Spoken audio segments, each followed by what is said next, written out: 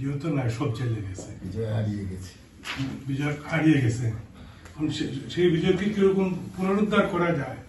বাংলাদেশের ৫৩তম জাতীয় বিজয় দিবস উপলক্ষে পূর্ব লন্ডনের প্রিন্সলেট স্ট্রিটের লন্ডন বাংলা প্রেস ক্লাব অফিসে যুক্তরাজ্য জাসদের উদ্যোগে বিজয় দিবস উদযাপন উপলক্ষে এক আলোচনা সভা অনুষ্ঠিত হয়। যুক্তরাজ্য জাসদের সভাপতি বীর মুক্তিযোদ্ধা অ্যাডভোকেট হারুনুর রশিদের সভাপতিত্বে এবং যুক্তরাজ্য জাসদের সাধারণ সম্পাদক সৈয়দ আবুল মনসুর লিলু ও যুগ্ম সাধারণ সম্পাদক সালে আহমেদের যৌথ পরিচালনায় অনুষ্ঠানের শুরুতে স্বাধীনতা যুদ্ধের সকল শহীদের স্মৃতির প্রতি শ্রদ্ধা নিবেদন করে ১ মিনিট নীরবতা পালন করা হয়। এরপর সম্মিলিত কণ্ঠে জাতীয় সঙ্গীতের মধ্য দিয়ে অনুষ্ঠান শুরু হয়।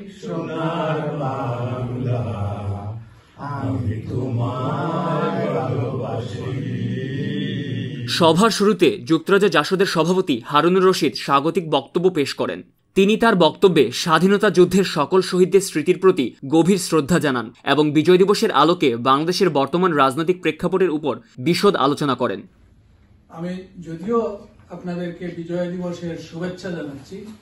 তিনি বলেন, পৃথিবীর মধ্যে যে দুই একটি দেশ শত্রুপক্ষের সাথে সরাসরি যুদ্ধ করে বুকের রক্ত দিয়ে স্বাধীনতা অর্জন করেছে, বাংলাদেশ তাদের মধ্যে একটি দেশ। তাই যে কেউ ইচ্ছা করলে ইতিহাস থেকে বঙ্গবন্ধু এবং ৭১-এর মুক্তিযুদ্ধকে মুছে ফেলতে পারবে না, যদি মুক্তিযুদ্ধের পক্ষে সকল রাজনৈতিক শক্তির ঐক্য অটুট থাকে। অগণিত শ্রদ্ধা জাতীয় সমাজতান্ত্রিক দল জাসদ যুক্তরাজ্য শাখার আজকের এই আয়োজন আমাদেরকে গর্বিত করে। আমাদের বক্তব্যে উক্ত সভায় বক্তারা তাদের বক্তব্যে বলেন, বিগত সরকারের সীমাহীন দুর্নীতি এবং স্বেচ্ছাচারিতাই বাংলাদেশের বর্তমান রাজনৈতিক অবস্থার জন্য দায়ী। বক্তারা বাংলাদেশকে আজকের অবস্থা থেকে ফিরিয়ে আনতে ৭১-এর মুক্তিযুদ্ধের চেতনায় সকল প্রগতিশীল রাজনৈতিক, সামাজিক, সাংস্কৃতিক সংগঠনকে ঐক্যবদ্ধভাবে কাজ করার আহ্বান জানান। স্বাধীনতাটাকে আসলে যেভাবে দেখতে চেয়েছিলাম আমরা এখন সেই পরিস্থিতিতে নেই, কিন্তু আমরা আগে যা হয়েছে বা যা হচ্ছে সেটাকে পিছিয়ে ফেলিয়ে হয়তো আমরা সামনে আরো ইমপ্রুভমেন্ট আনতে পারবো ইনশাআল্লাহ।